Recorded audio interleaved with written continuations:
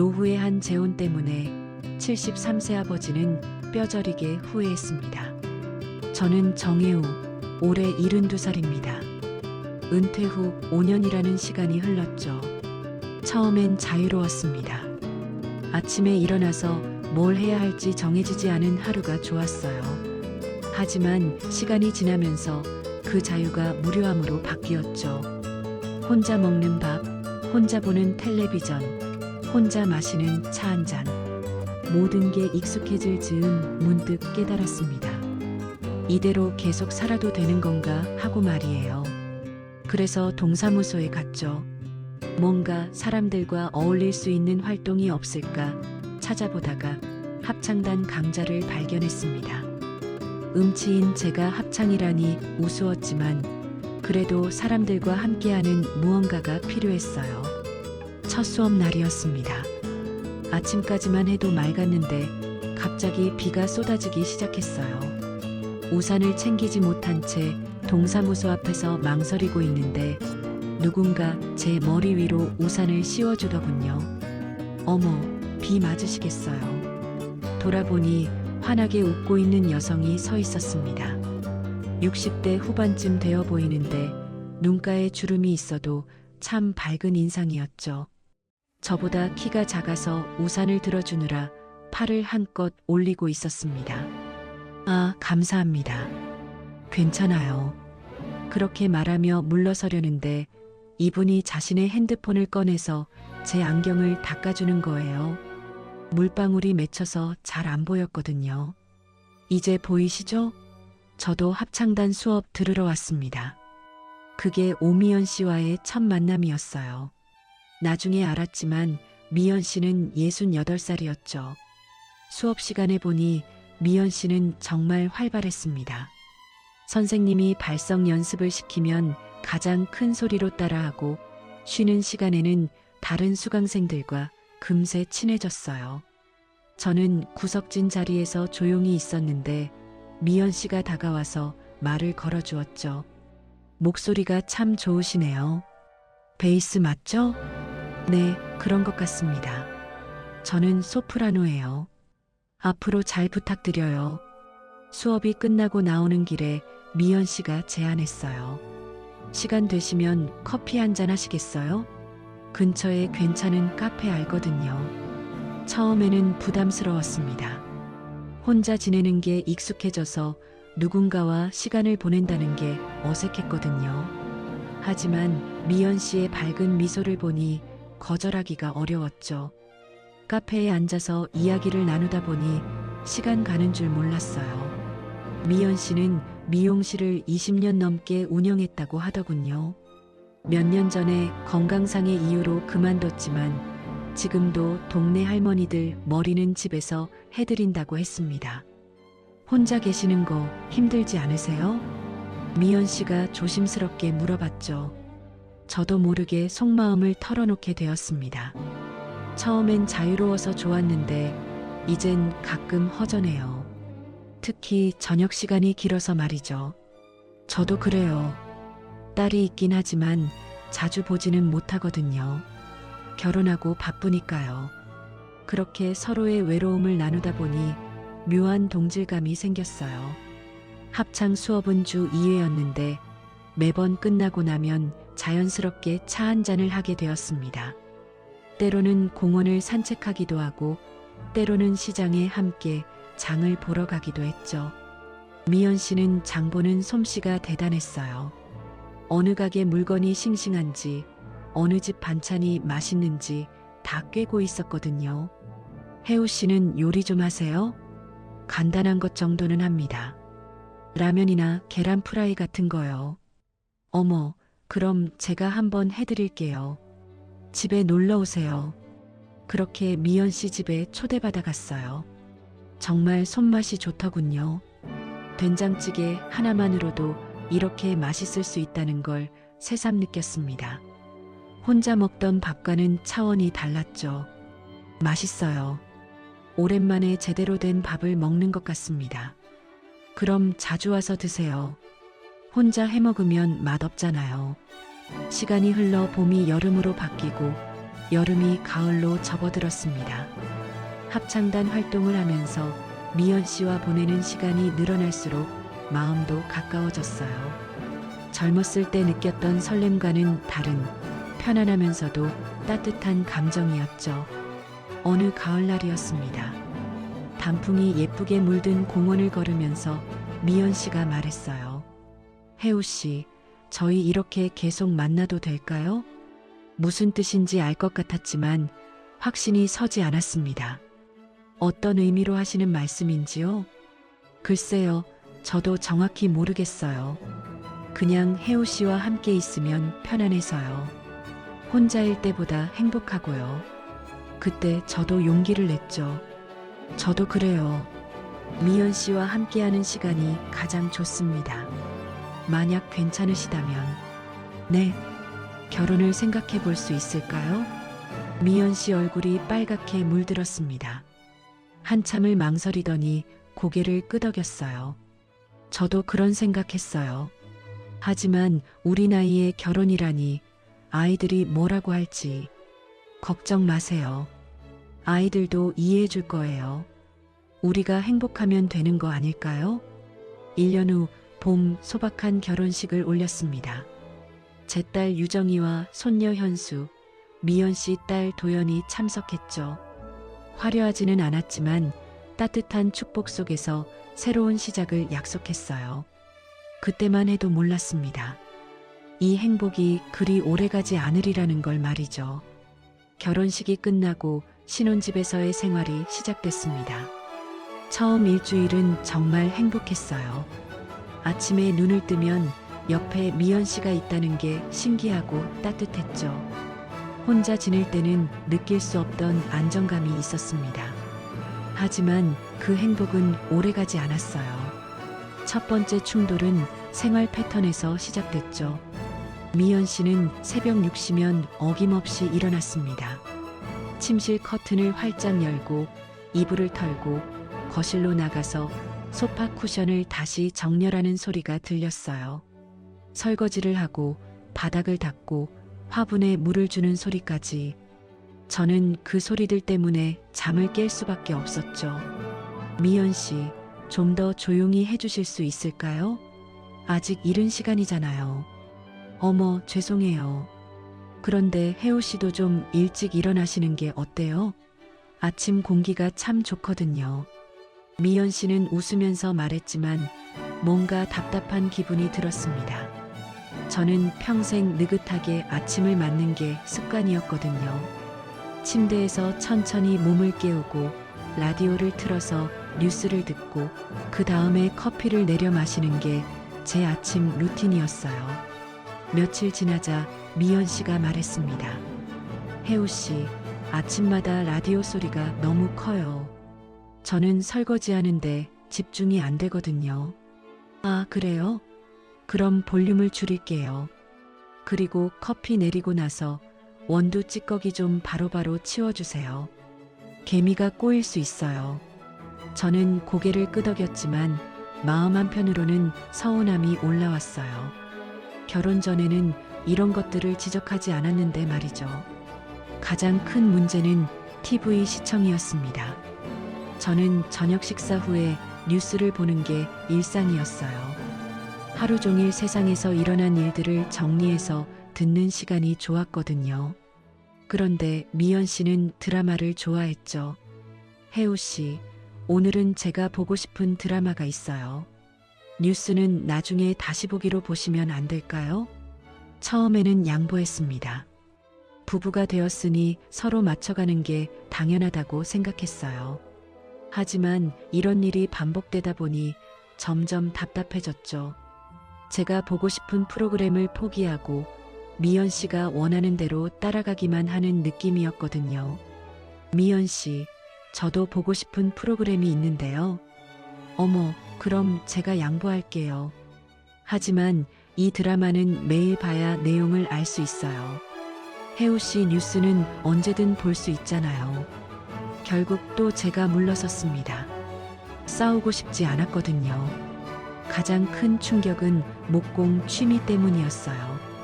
저는 은퇴 후부터 작은 목공 작업을 해왔습니다. 베란다 한쪽에 작업대를 만들어 놓고 간단한 선반이나 소품함을 만드는 게 유일한 즐거움이었어요. 손으로 뭔가를 만들어내는 과정이 주는 성취감이 좋았죠.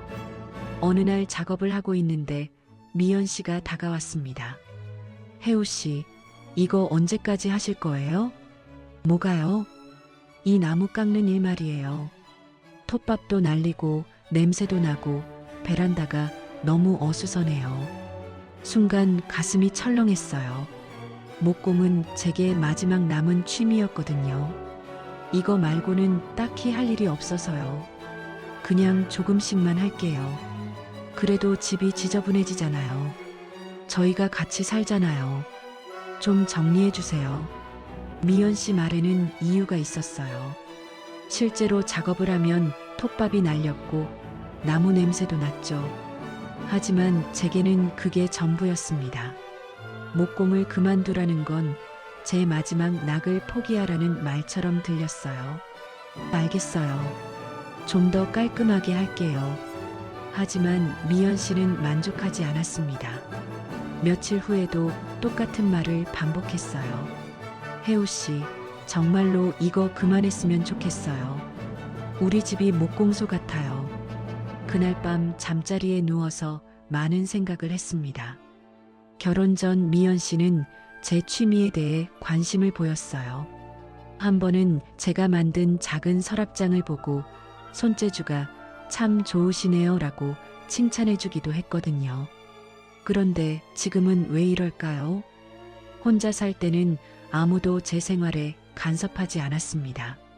라디오를 크게 틀어도 커피 찌꺼기를 조금 늦게 치워도 목공 작업을 밤늦게까지 해도 괜찮았어요. 자유로웠죠. 하지만 이제는 모든 게 미연 씨 기준에 맞춰야 했습니다.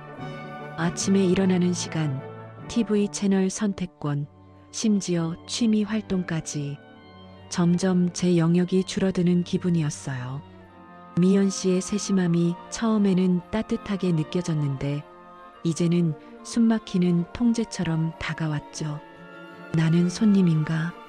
어느 날 문득 그런 생각이 들었습니다. 내 집에서 내가 눈치를 보고 있다는 기분이었어요. 미연 씨는 분명 아기가 없었을 거예요. 그냥 자신의 방식대로 생활하고 싶었을 뿐이겠죠. 하지만 저에게는 점점 무거운 짐처럼 느껴졌습니다. 결국 목공 도구들을 창고에 넣어뒀어요. 미연 씨는 깔끔해졌네요 라고 웃으며 말했지만 제 마음은 텅 빈 것 같았죠. 베란다에서 내 작업대가 사라진 자리를 보니 왠지 모를 허전함이 밀려왔습니다. 그날부터 집안의 분위기가 조금씩 변하기 시작했어요. 표면적으로는 아무 문제 없어 보였지만 무언의 긴장감이 흐르고 있었죠. 저는 미연 씨 눈치를 보게 됐고 미연 씨는 제가 불만스러워한다는 걸 눈치채고 있는 것 같았어요. 하지만 둘 다 직접적으로 말하지는 않았습니다. 그냥 서로 참고 지냈죠. 이게 결혼 생활인가 싶으면서도 어떻게 해야 할지 모르겠더군요. 생활 패턴의 차이로 서로 눈치를 보며 지내던 어느 날 더 큰 문제가 터졌습니다. 바로 돈 문제였어요. 저는 매달 25일이면 딸 유정이에게 30만 원씩 보내고 있었거든요. 유정이는 사회복지사로 일하고 있는데 월급이 그리 넉넉하지 않아서요. 특히 현수 교육비며 생활비가 만만치 않다는 걸 알고 있었죠. 결혼하기 전부터 해오던 일이라 당연히 계속할 거라고 생각했습니다. 미연 씨에게도 미리 말씀드렸고 그때는 당연히 그러셔야죠 라고 하셨거든요. 그런데 막상 함께 살기 시작하니 분위기가 달라졌어요. 혜우 씨, 이번 달 생활비가 좀 빠듯해요. 미연 씨가 가계부를 펼쳐 보이면서 말했습니다. 전기세, 가스비, 통신비까지 꼼꼼히 적혀 있었어요. 미연 씨는 정말 절약형 성격이었죠. 마트에서도 할인 상품만 골라서 사고 전기 콘센트도 사용하지 않을 때는 반드시 뽑아두셨어요. 그래요? 어디서 돈이 많이 나갔나요? 글쎄요. 혜우 씨가 유정이한테 보내는 그 돈 때문인 것 같은데요. 순간 당황스러웠습니다. 30만 원이 그렇게 큰 돈은 아니라고 생각했거든요. 미연 씨, 그건 제가 예전부터 해오던 일이에요. 유정이가 혼자서 현수 키우느라 힘들어해서요. 그래도 이제 우리가 함께 살잖아요. 우리 생활도 생각해야죠. 미연 씨 말에도 일리가 있었어요. 하지만 딸을 포기할 수는 없었죠. 유정이는 제 유일한 혈육이고 현수는 제 손녀였거든요. 조금 줄여서라도 계속 보내고 싶어요. 유정이가 정말 어려워해서요. 혜우 씨는 저보다 딸이 더 중요하신 거예요? 갑자기 날카로운 질문이 나왔습니다. 미연 씨 목소리에는 서운함이 묻어 있었어요. 그런 게 아니에요. 그냥 부모된 도리로서 저도 딸이 있어요. 그런데 저는 도연이한테 용돈 안 줍니다. 각자 알아서 살아야죠. 그날 밤 잠자리에서 많은 생각을 했어요. 미연 씨 입장에서는 새 남편이 전 가족에게 더 신경 쓰는 것처럼 보일 수도 있겠다 싶었죠. 하지만 유정이를 포기할 수는 없었습니다. 결국 20만 원으로 줄여서 보내기로 했어요.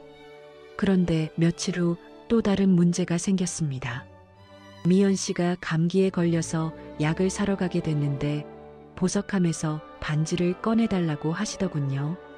병원비가 부족해서 반지를 맡기고 돈을 빌려오겠다는 거였어요. 미연 씨, 병원비 정도는 제가 낼게요. 굳이 반지까지. 아니에요. 제가 아픈 건데 혜우 씨한테 패 끼칠 수 없어요. 미연 씨는 고집을 부렸습니다.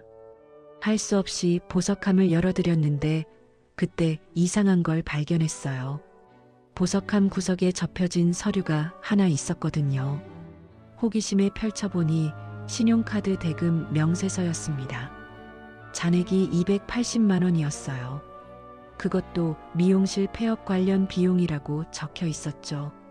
순간 머리가 하얘졌습니다. 결혼하기 전에 미연 씨는 빚이 없다고 했거든요. 저도 제 재정 상황을 솔직하게 말씀드렸는데 말이에요. 미연 씨가 약국에서 돌아왔을 때 조심스럽게 물어봤습니다. 미연 씨, 이거 뭐예요? 서류를 보여주니 미연 씨 얼굴이 하얗게 변했어요. 어떻게 그걸? 보석함 열어드리다가 우연히 봤어요. 이게 뭔가요? 280만 원이면 적은 돈이 아닌데요. 미연 씨는 한참 동안 말을 못했습니다. 그러더니 조용히 말했어요. 미용실 폐업할 때 어쩔 수 없이 카드로 처리한 게 있어요.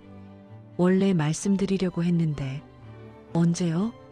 결혼한 지 벌써 3개월이 넘었는데요. 혜우 씨가 상처받을까봐 말 못했어요. 그리고 제가 알아서 갚을 생각이었거든요. 저는 화가 났습니다. 화가 나면서도 배신감이 들었어요. 유정이한테 30만 원 보내는 것도 그렇게 아까워하면서 정작 자신은 280만 원 빚을 숨기고 있었다니요. 미연 씨, 저한테 유정이 용돈 줄이라고 하면서 본인 빚은 숨기셨어요? 그게 그런 게 아니에요. 이건 제가 혼자 감당할 문제고 부부가 됐으면 이런 건 미리 얘기했어야죠. 저도 제 상황 다 말씀드렸잖아요. 미연 씨는 울기 시작했습니다. 죄송해요. 정말 말하고 싶었는데 용기가 안 났어요. 혜우 씨가 저를 어떻게 생각할까봐 무서웠거든요. 그날 밤은 정말 힘들었어요. 미연 씨는 계속 사과했고 저는 복잡한 감정에 휩싸였죠. 분노와 실망, 그리고 미안한 마음이 뒤섞였습니다. 미연 씨도 나름의 이유가 있었을 거라는 걸 이해하면서도 신뢰가 깨진 기분이었어요. 280만 원이면 적은 돈이 아니에요. 이걸 언제까지 갚으실 계획이었어요? 매달 조금씩 갚고 있어요. 20만 원씩 갚으면 1년 정도면. 그럼 지금까지 얼마나 갚으셨어요? 아직 60만 원 정도요. 더 말이 안 됐습니다. 매달 20만 원씩 갚는다면서 3개월 동안 60만 원만 갚았다는 게요. 계산이 맞지 않았어요. 미연 씨, 솔직히 말씀해 주세요. 정확히 얼마나 남았어요? 미연 씨는 한참 망설이더니 진실을 털어놨습니다. 실제로는 320만 원이 남아 있었고 매달 최소 금액만 갚고 있어서 원금은 거의 줄지 않고 있었던 거예요. 이자만 내고 있었던 셈이죠. 그 순간 모든 퍼즐이 맞춰졌습니다. 미연 씨가 그렇게 절약을 강조했던 이유, 제가 유정이한테 주는 용돈을 문제 삼았던 이유가 모두 이해됐어요. 본인 빚 때문에 경제적으로 빠듯했던 거였죠. 미연 씨, 처음부터 솔직하게 말씀하셨으면 좋았을 텐데요. 저도 도와드릴 수 있었잖아요. 정말 죄송해요. 혜우 씨한테 짐이 되고 싶지 않았어요. 그날 밤 잠들기 전에 깨달았습니다. 결혼 전에 서로에 대해 알고 있다고 생각했는데 아직도 숨겨진 부분들이 있었다는 거요. 신뢰라는 게 생각보다 약한 것 같았어요. 한순간에 흔들릴 수 있는 거였죠. 미연 씨는 분명 악의가 있었던 건 아닐 거예요. 하지만 결과적으로 저를 속인 건 맞았습니다. 그리고 제가 딸에게 주는 돈을 문제 삼으면서도 정작 본인 문제는 숨겼다는 게 마음에 걸렸어요. 다음 날 아침 우리는 서로 어색하게 인사했습니다. 미연 씨는 평소보다 더 조용했고 저도 뭔가 말하기가 어려웠어요. 신뢰에 금이 간 느낌이었죠. 이제 서로를 완전히 믿기가 어려워진 것 같았습니다. 보석함 사건 이후 미연 씨와 저 사이에는 보이지 않는 벽이 생겼습니다. 겉으로는 평범하게 지냈지만 예전 같은 편안함은 사라졌어요. 그런 상황에서 추석이 다가왔죠. 미연 씨가 말했습니다. 혜우 씨, 도연이가 추석 때 올 거예요. 오랜만에 가족이 모이는 거니까 잘 부탁드려요.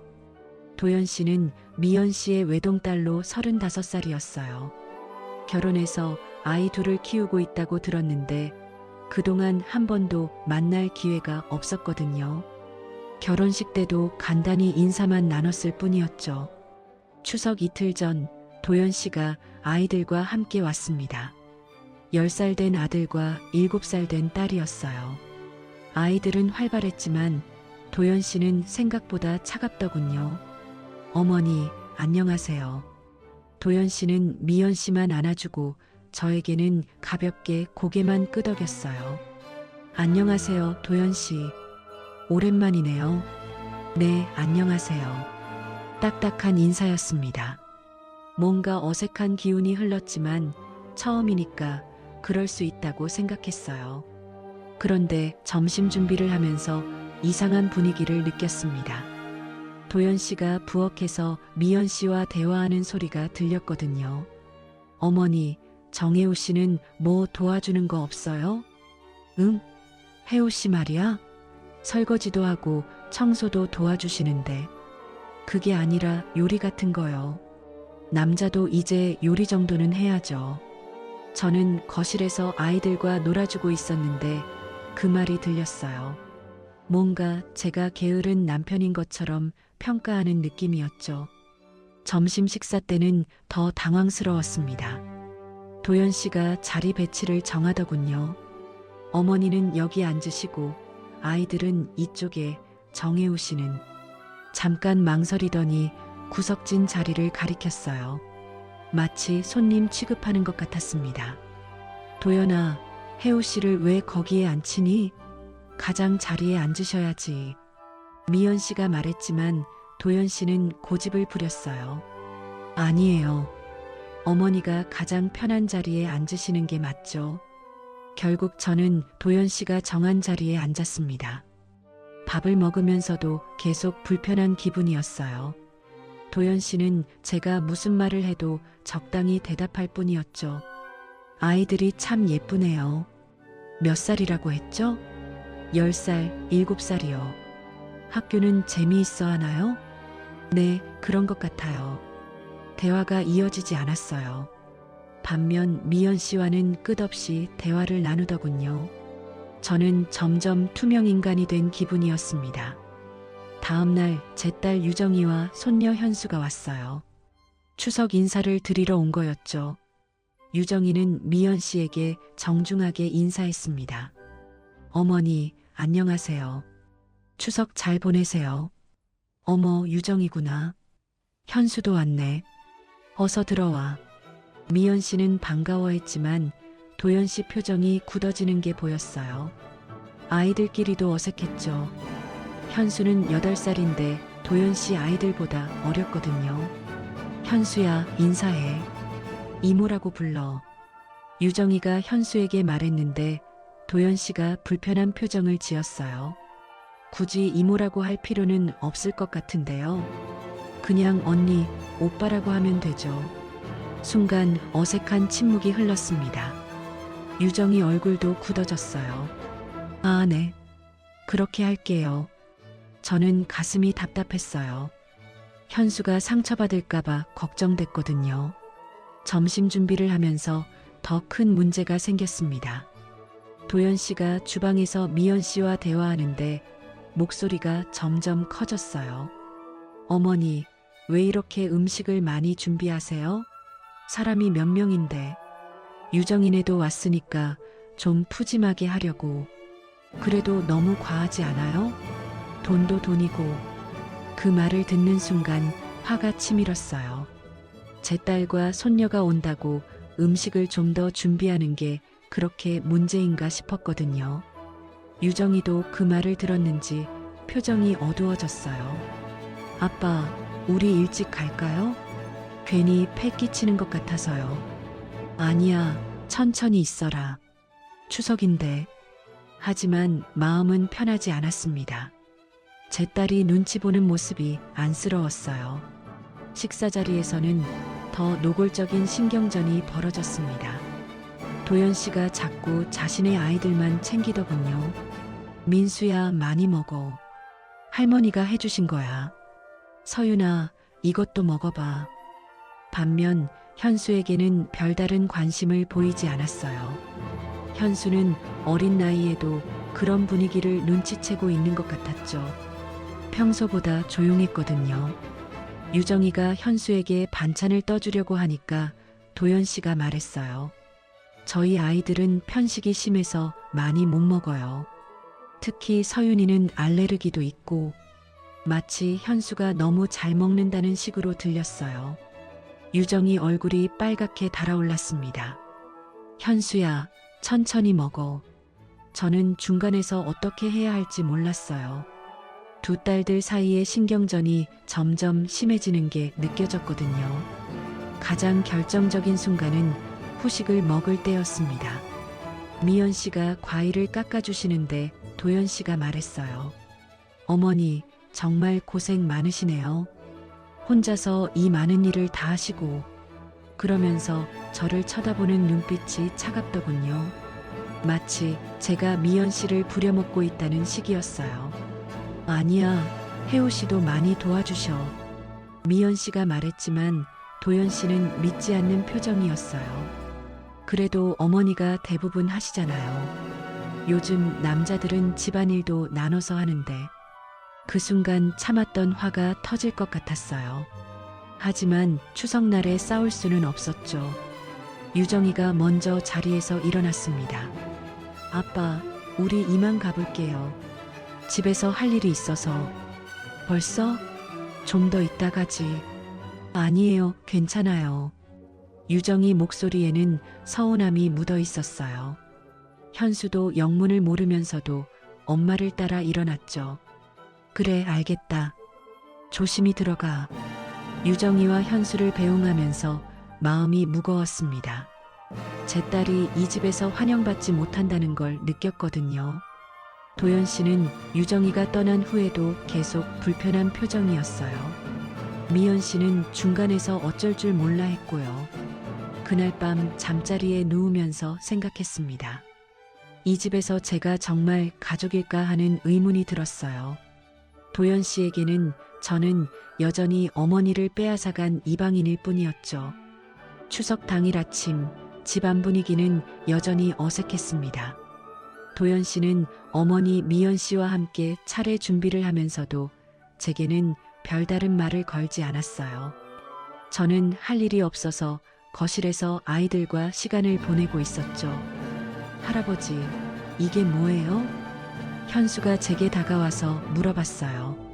제가 예전에 만든 작은 목각 인형을 가리키고 있었거든요. 아, 그거 할아버지가 만든 거야. 나무로 깎은 토끼란다. 우와, 정말 예뻐요. 할아버지가 만드신 거예요? 현수는 눈을 반짝이며 토끼 인형을 만져봤어요. 순수한 아이의 반응이 제 마음을 따뜻하게 해줬죠. 그래, 현수도 하나 만들어줄까? 정말요? 저도 가질 수 있어요? 그때 도연 씨가 부엌에서 나와서 날카로운 목소리로 말했어요. 현수야, 할아버지 귀찮게 하지 마. 괜찮아요. 아이들이 좋아하는 것 같아서요. 아니에요. 아이가 너무 들뜨면 안 돼요. 도연 씨 말투에는 제가 현수와 친해지는 것을 못마땅해 하는 기색이 역력했어요. 현수는 그 분위기를 눈치채고 조용해졌죠. 점심시간이 되어서 모두 식탁에 둘러앉았습니다. 미연 씨가 정성스럽게 준비한 추석 음식들이 상에 가득했어요. 갈비찜, 송편, 나물들까지 정말 풍성했죠. 자, 다들 많이 드세요. 미연 씨가 밝게 말씀하시며 분위기를 띄우려고 노력했어요. 하지만 도연 씨와 유정이 사이의 신경전은 여전했죠. 와, 정말 맛있어요. 현수가 갈비찜을 한 입 먹고 감탄했어요. 아이다운 솔직한 반응이었죠. 많이 먹어, 현수야. 제가 현수에게 반찬을 더 떠주려는데 미연 씨가 말했어요. 현수가 참 잘 먹네요. 보기 좋아요. 그 순간이었습니다. 현수가 갑자기 환하게 웃으며 미연 씨를 바라봤어요. 할머니, 정말 맛있어요. 할머니가 만드신 거 맞죠? 현수의 맑은 목소리가 식당에 울려 퍼졌습니다. 저는 그 순간 가슴이 따뜻해졌어요. 현수가 미연 씨를 자연스럽게 할머니라고 부르는 걸 보니 우리가 정말 가족이 된 것 같았거든요. 하지만 미연 씨의 반응은 예상과 달랐습니다. 갑자기 표정이 굳어지더니 차가운 목소리로 말했어요. 아직 그런 소리 들을 준비가 안 됐어. 순간 식탁이 조용해졌습니다. 현수는 무슨 일인지 몰라서 어리둥절한 표정을 지었어요. 할머니가 싫으세요? 현수의 작은 목소리에는 당황스러움이 묻어 있었어요. 8살 아이가 이해하기에는 너무 복잡한 상황이었죠. 싫다는 게 아니라 미연 씨가 말을 흐리는 사이 도연 씨가 끼어들었어요. 현수야, 어머니한테는 그냥 이모라고 하는 게 어때? 왜요? 할아버지 부인이시잖아요. 현수의 순진한 질문에 도연 씨 얼굴이 더 굳어졌어요. 유정이도 점점 표정이 어두워지고 있었죠. 미연 씨가 다시 말했습니다. 현수야, 미안해. 아직은 할머니라고 불리기가 좀 어색해서 그래. 하지만 이미 현수의 얼굴에는 상처를 받은 표정이 역력했어요. 아이는 거절당한 기분을 감추지 못했죠. 제가 잘못했어요? 현수의 떨리는 목소리를 듣는 순간 제 가슴이 미어지는 것 같았어요. 순수한 아이의 마음에 상처를 준 상황이 너무 안타까웠거든요. 현수야, 잘못한 게 아니야. 제가 현수를 달래려고 했지만 이미 늦었어요. 현수의 눈에 눈물이 맺히기 시작했거든요. 현수가 울음을 터뜨리기 시작했습니다. 아이는 왜 자신이 거절당했는지 이해할 수 없었을 거예요. 그냥 친근감을 표현한 것뿐인데 차갑게 대해지니까 상처받을 수밖에 없었죠. 유정이가 현수를 끌어안으며 달랬어요. 현수야, 괜찮아. 울지 마. 하지만 유정이의 얼굴도 얼어 있었습니다. 제 딸의 표정에서 분노와 실망을 동시에 읽을 수 있었어요. 아빠, 유정이가 저를 바라보는 눈빛이 서늘했어요. 마치 이게 아빠가 선택한 가족이냐는 무언의 질문을 던지는 것 같았죠. 미연 씨가 당황해서 말했어요. 현수야, 미안해. 이모가 잘못했어. 이모요? 할머니 아니에요? 현수가 눈물을 흘리면서 되물었어요. 아이 목소리에는 혼란과 상처가 가득했죠. 도연 씨가 딱딱한 목소리로 말했어요. 어머니는 할머니가 아니야. 그냥 이모라고 하면 돼. 그 말에 현수는 더 큰 소리로 울기 시작했습니다. 저는 어떻게 해야 할지 몰라서 혼란스러웠어요. 현수를 달래자니 미연 씨가 서운해할 것 같고, 그렇다고 가만히 있자니 제 손녀가 너무 불쌍했거든요. 현수야, 할아버지가 있잖아. 할아버지랑 같이 가자. 제가 현수를 데리고 거실로 가려고 했는데 유정이가 먼저 일어났어요. 아빠, 우리 그냥 갈게요. 유정이 목소리는 떨리고 있었습니다. 분노를 억누르고 있는 게 느껴졌어요. 유정아, 잠깐. 됐어요. 현수가 너무 상처받았어요. 더 이상 여기 있을 수 없어요. 유정이가 현수의 손을 잡고 일어섰습니다. 현수는 여전히 울고 있었어요. 할아버지, 저 뭐 잘못했어요? 현수가 저에게 물어보는 목소리가 너무 애잔했어요. 아무 잘못 없는 아이가 어른들의 복잡한 사정 때문에 상처받는 모습을 보니 가슴이 찢어지는 것 같았죠. 아니야, 현수는 아무 잘못 없어. 할아버지가 미안해. 저는 현수를 꼭 안아줬어요. 하지만 이미 상처받은 아이의 마음을 어떻게 달랠 수 있을까요? 미연 씨가 뒤늦게 말했어요. 유정아, 오해하지 마. 나도 현수가 좋은데 그냥 아직 어색해서. 괜찮아요. 이해해요. 유정이의 말은 차가웠어요. 이해한다고 하지만 전혀 이해하지 못한다는 뜻이었죠. 아빠는 어떻게 하실 거예요? 저희랑 같이 가실래요? 유정이가 저에게 묻는 말에 순간 숨이 막혔어요. 딸과 손녀를 따라갈 것인가, 아니면 이 집에 남아있을 것인가. 그 순간 선택의 기로에 선 기분이었죠. 나는 여기 있을게. 현수 잘 데려다줘. 제 대답에 유정이는 더 이상 아무 말도 하지 않았어요. 그냥 현수 손을 잡고 현관으로 향했죠. 할아버지, 안녕히 계세요. 현수가 눈물을 훔치며 인사했어요. 그 작은 뒷모습을 보니 제 마음도 무너져 내렸습니다. 문이 닫히고 나서 집안은 무거운 침묵에 휩싸였어요. 도연 씨는 아무렇지 않은 듯 다시 식사를 계속했고, 미연 씨는 어쩔 줄 모르는 표정이었죠. 그 순간 처음으로 확실하게 깨달았습니다. 이 결혼이 과연 옳은 선택이었을까 하는 후회가 밀려왔어요. 제 혈육인 딸과 손녀가 이 집에서 상처받는 모습을 보니 행복하려고 한 결혼이 오히려 모든 걸 망쳐놓은 것 같았거든요. 현수와 유정이가 떠난 지 사흘이 지났습니다. 집 안 분위기는 여전히 무거웠어요. 도연 씨는 하루 더 머물다가 아이들과 함께 돌아갔고, 미연 씨와 저는 서로 어색한 침묵 속에서 지내고 있었죠. 미연 씨는 몇 번 말을 걸어보려고 했지만 저는 대답하기가 힘들었어요. 현수가 울던 모습이 자꾸 떠올랐거든요. 밤에 잠자리에 누워서도 그 장면이 머릿속에서 사라지지 않았습니다. 혜우 씨, 그때 일은 정말 미안해요. 제가 좀 당황해서.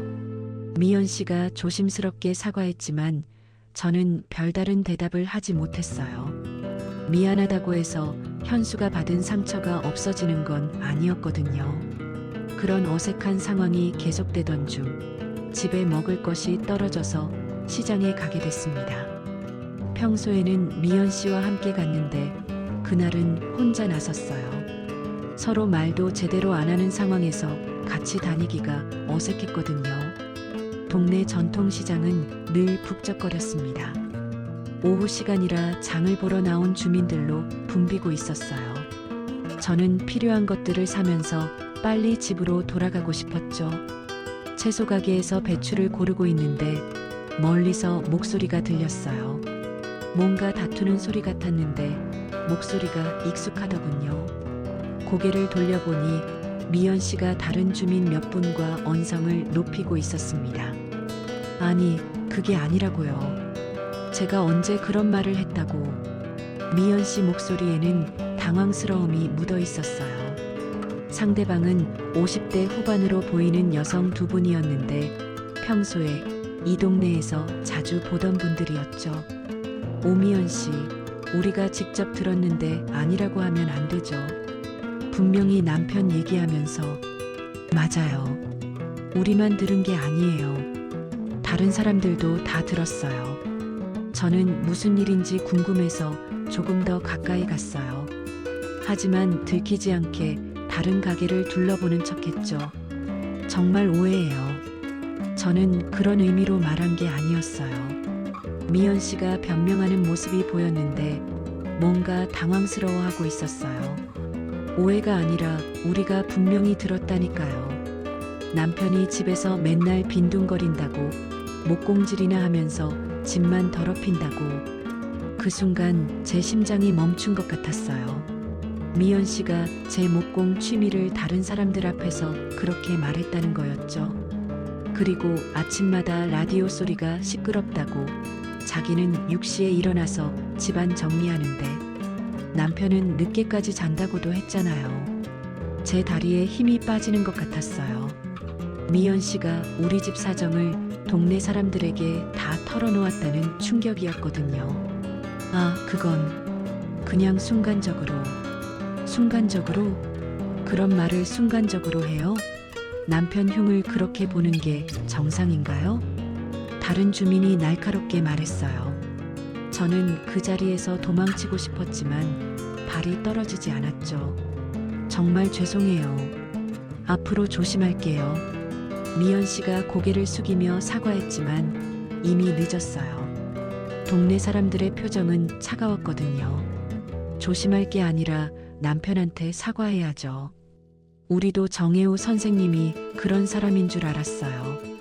그 말을 들은 순간 더 이상 그 자리에 있을 수 없었어요. 저는 급하게 다른 쪽으로 피했죠.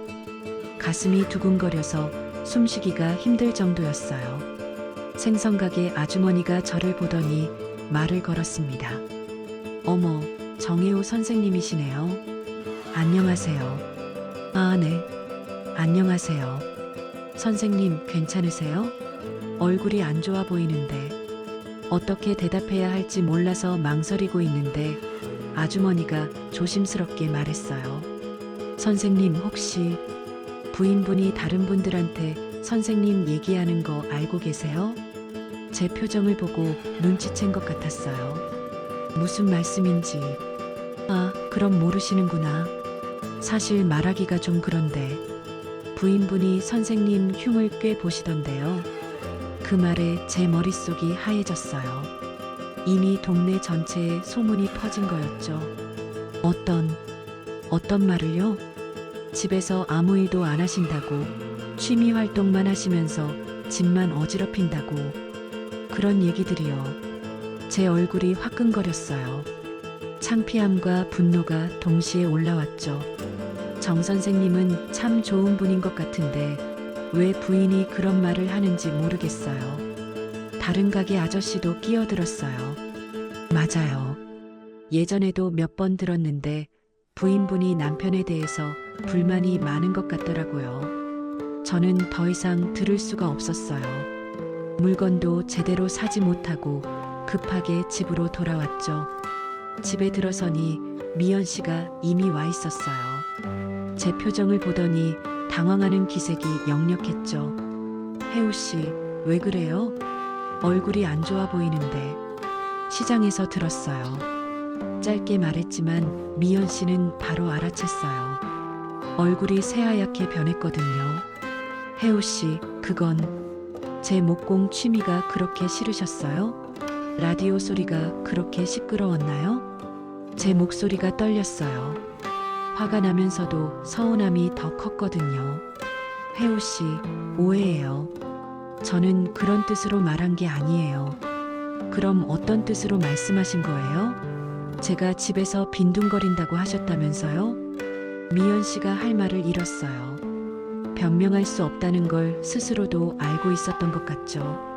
그냥 순간적으로 감정이 올라와서 순간적으로 그런 말들이 순간적으로 나올 수 있는 거였어요. 제가 목소리를 높이자 미연 씨가 울기 시작했어요. 정말 미안해요. 저도 모르게 그런 말이 나왔어요. 그때 스트레스가 많아서. 스트레스요? 무슨 스트레스 때문에 남편 흉을 보시는 거예요? 추석 때 일도 그렇고 도연이 얘기도 그렇고 저도 힘들었어요. 미연 씨의 변명을 듣고 있자니 더 화가 났어요. 추석일은 도연 씨와 미연 씨가 제 딸과 손녀에게 상처를 준 건데 그걸 스트레스라고 표현하다니요. 그래서 제가 스트레스 주는 남편이라고 동네방네 소문을 내신 거군요. 그게 아니에요. 저는 그냥 이제 온 동네 사람들이 다 알아요. 제가 집에서 놀고 먹는 남편이라고요. 그날 밤 잠자리에서 많은 생각을 했습니다. 결혼 전에는 상상도 못했던 일이었어요. 제가 사랑하는 사람으로부터 이런 배신을 당할 줄은 몰랐거든요. 미연 씨는 계속 사과했지만 제 마음의 상처는 쉽게 아물지 않았어요. 한번 깨진 신뢰는 다시 회복하기 어렵다는 걸 깨달았죠. 특히 동네 사람들 앞에서 남편을 흉보는 아내라니. 그 사실만으로도 충분히 충격적이었습니다. 시장에서의 충격적인 사건 이후 일주일이 지났습니다. 미연 씨와 저는 같은 집에 살면서도 거의 대화를 나누지 않았어요. 필요한 말만 주고받을 뿐이었죠. 그런 어색한 상황에서 합창단 발표의 날이 다가왔습니다. 사실 발표회에 나가고 싶지 않았어요. 미연 씨와 함께 무대에 서기가 부담스러웠거든요. 하지만 이미 몇 달 전부터 준비해온 일이고 다른 회원들에게 피해를 줄 수는 없었죠. 혜우 씨, 오늘 발표회인데 괜찮으시겠어요? 미연 씨가 조심스럽게 물어봤어요. 며칠 동안 계속 사과하려고 했지만 저는 받아들이기 어려웠거든요. 네, 가야죠. 약속이니까요. 짧게 대답했습니다. 더 이상 말하고 싶지 않았어요. 오후 2시 동사무소 대강당에 도착했습니다. 발표회 준비로 분주한 분위기였어요. 10명 정도 되는 합창단 회원들과 그 가족들로 강당이 북적거렸죠. 혜우 씨, 여기 계셨네요. 동기 회원인 김철수 씨가 반갑게 인사했어요. 오늘 떨리시죠? 저는 벌써 심장이 뛰네요. 네, 저도 그래요. 사실 떨리는 건 발표 때문이 아니었어요. 미연 씨와 함께 있는 게 더 불편했거든요. 드레싱룸에서 옷을 갈아입고 발성 연습을 했습니다. 미연 씨는 다른 소프라노 회원들과 함께 있었고 저는 베이스 팀과 어울렸죠. 자연스럽게 떨어져 있게 된 거였어요. 정혜우 씨, 오늘 컨디션 어떠세요? 베이스 팀 리더인 박수호 씨가 물어봤어요. 괜찮습니다. 열심히 하겠습니다. 그래요. 우리 베이스가 탄탄해야 전체가 살아나니까요. 연습을 하면서도 계속 미연 씨가 신경 쓰였어요. 혹시 또 저에 대한 이상한 소리를 하는 건 아닌지 걱정됐거든요. 드레싱룸에서 준비하고 있는데 갑자기 미연 씨 목소리가 들렸어요. 다른 회원들과 이야기하고 있었는데 제 귀에 익숙한 목소리였죠. 아, 정말 힘들어요. 무슨 얘기인지 궁금해서 귀를 기울였어요. 왜요? 무슨 일 있으세요? 다른 회원이 물어보는 소리가 들렸습니다. 우리 남편 말이에요. 순간 제 심장이 멈춘 것 같았어요. 또 제 얘기를 하려는 건가 싶었거든요. 남편분이 어떻게 하셨는데요? 고집만 세고 연습도 제대로 안 해요. 집에서 연습해보자고 해도 귀찮아하고. 그 말을 듣는 순간 머리가 하얘졌어요. 저는 집에서도 나름대로 연습했거든요. 라디오에서 나오는 음악에 맞춰서 혼자 불러보기도 했고요. 어머, 그러면 오늘 발표회 괜찮을까요? 글쎄요. 걱정이에요. 틀릴까봐. 미연 씨 목소리에는 한숨이 섞여 있었어요. 마치 제가 발표회를 망칠 것처럼 말하고 있었죠. 남자분들이 대체로 그러시더라고요. 연습을 대충대충 하시니까. 맞아요. 우리는 이렇게 열심히 하는데 말이에요. 다른 회원들도 동조하는 목소리가 들렸어요. 제가 연습을 대충 한다는 인식이 퍼지고 있는 거였죠. 그래도 베이스 파트는 중요한데.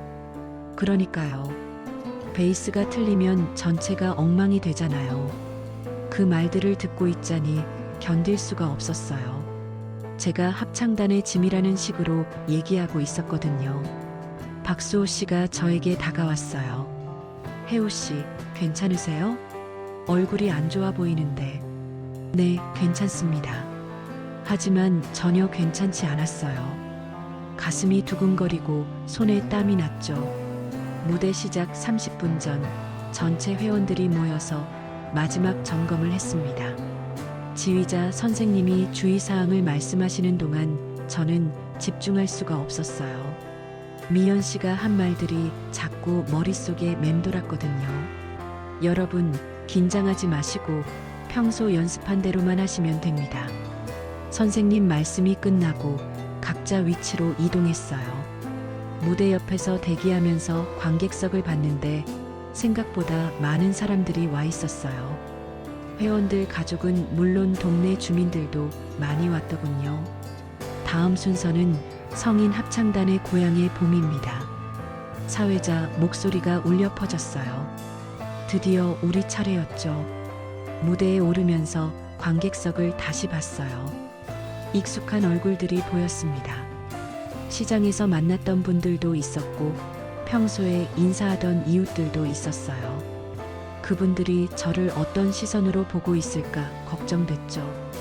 지휘자 선생님이 지휘봉을 들었습니다. 피아노 반주가 시작되고 전체가 함께 노래를 시작했어요. 나의 살던 고향은 꽃피는 산골. 처음에는 괜찮았어요. 평소 연습한 대로 노래했거든요. 하지만 2절로 넘어가면서 뭔가 이상했어요. 제 목소리가 다른 베이스 파트와 맞지 않는 것 같았거든요. 옆에서 박수호 씨가 저를 쳐다보는 게 보였어요. 걱정스러운 표정이었죠. 저도 당황스러웠지만 어떻게 해야 할지 모르겠더군요. 저 건너 산동네 꽃밭에서 고음 부분에서 완전히 틀렸어요. 다른 사람들과 완전히 다른 음을 냈거든요. 관객석에서 웅성거리는 소리가 들렸어요. 미연 씨가 저를 돌아보는 게 보였는데 그 눈빛이 차갑더군요. 역시 연습을 제대로 안 했다는 표정이었어요. 노래가 끝나고 박수 소리가 났지만 어색한 분위기였어요.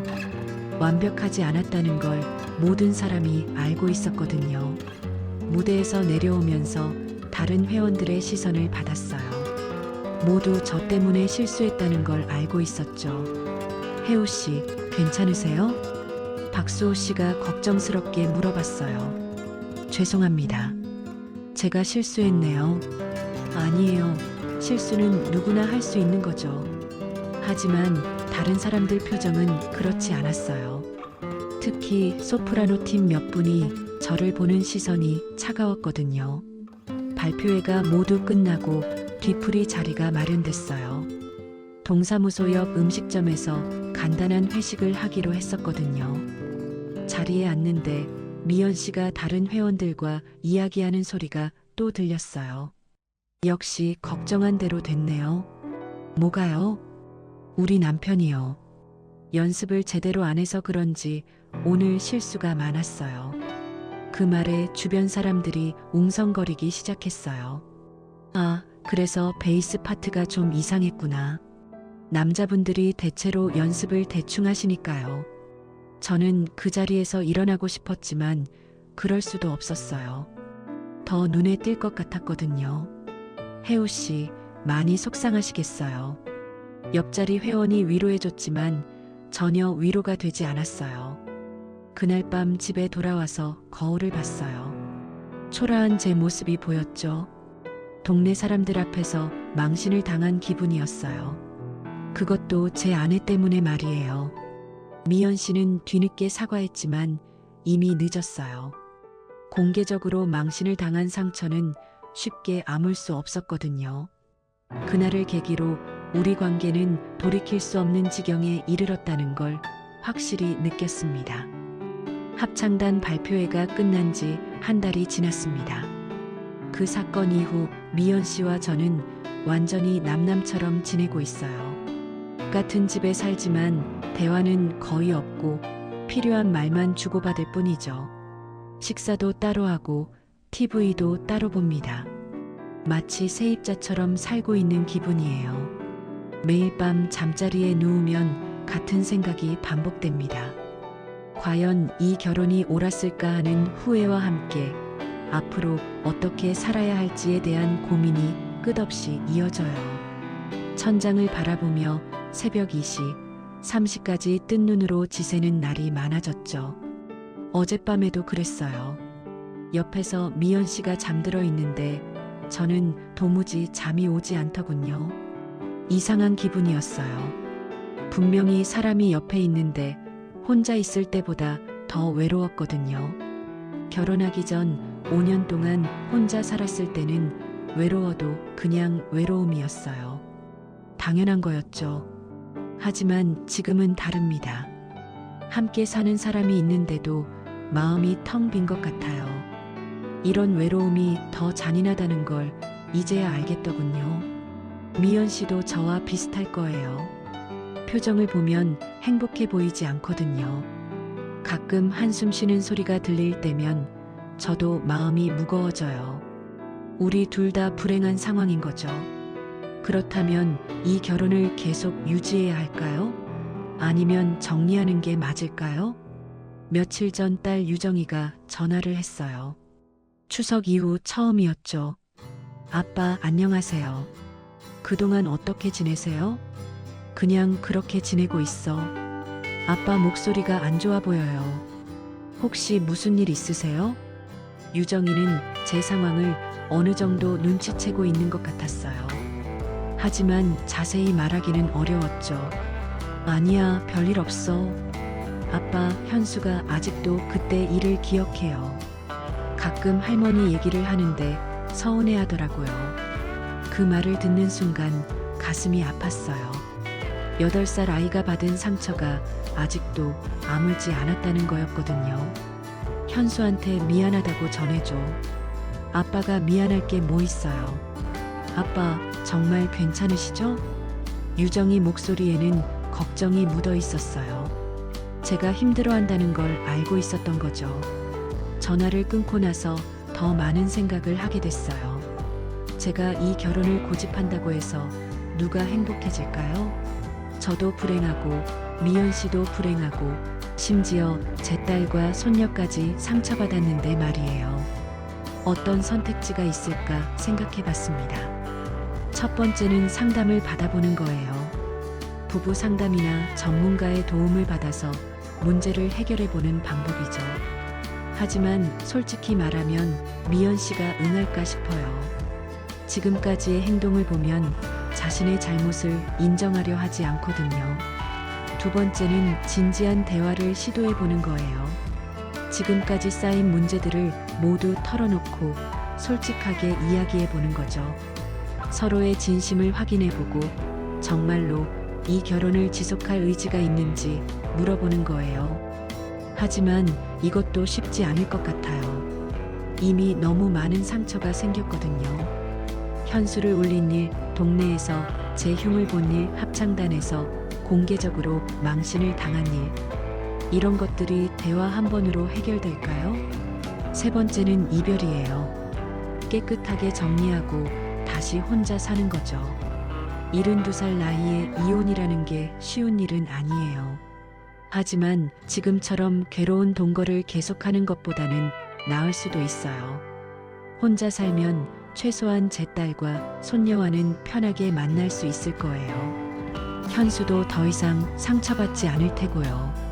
목공 취미도 다시 시작할 수 있고 라디오도 마음껏 들을 수 있죠. 하지만 다시 혼자가 되면 외로울 거예요. 그 외로움을 감당할 수 있을까요? 72살에 새로운 시작이 가능할까요? 어젯밤에도 이런 생각들이 머릿속을 맴돌았어요. 창밖을 보니 새벽 4시였죠. 미연 씨는 깊게 잠들어 있었고 저는 여전히 잠들 수 없었어요. 가만히 미연 씨를 바라봤습니다. 결혼 전에는 이 사람과 함께라면 행복할 거라고 생각했어요. 서로를 위로해주고 의지하며 살 수 있을 거라고 믿었죠. 하지만 현실은 달랐어요. 미연 씨도 나쁜 사람은 아니에요. 다만 우리가 서로에게 맞지 않았던 것 같아요. 생활 방식도 다르고 가치관도 다르고 소통하는 방법도 달랐죠. 그런 차이를 좁히려는 노력보다는 서로를 바꾸려고만 했어요. 결혼 전에 더 많은 시간을 두고 서로를 알아봤어야 했나요? 아니면 처음부터 잘못된 선택이었던 걸까요? 요즘은 거울을 보면 늙어 보이는 제 모습에 놀라곤 해요. 스트레스 때문인지 주름이 더 생긴 것 같고 표정도 어두워진 것 같아요. 이렇게 살다가 남은 인생을 다 보내야 할까요? 하지만 그렇다고 해서 성급하게 결정을 내리는 것도 위험해요. 감정적으로 판단하면 나중에 후회할 수 있거든요. 신중하게 생각해 봐야 해요. 미연 씨와 한번 정말 솔직한 대화를 해볼까요? 지금까지의 모든 문제점을 털어놓고 서로의 진심을 확인해 보는 거예요. 만약 둘 다 이 결혼을 지키고 싶다는 의지가 있다면 전문가의 도움을 받아볼 수도 있고요. 하지만 만약 둘 중 하나라도 이미 마음이 떠났다면 깨끗하게 정리하는 게 서로를 위한 일일 수도 있어요. 정말 어려운 선택이에요. 72살의 나이에 이런 고민을 하게 될 줄은 몰랐어요. 여러분이라면 어떻게 하시겠어요? 이런 상황에서 어떤 선택이 최선일까요? 상담을 받아서라도 결혼을 지켜보려고 노력하시겠어요? 아니면 서로의 행복을 위해 깨끗하게 정리하시겠어요? 혼자의 외로움과 둘이 함께하는 불행함 중에서 무엇을 선택하시겠습니까? 여러분의 조언이 절실합니다. 제게 지혜를 나눠주세요.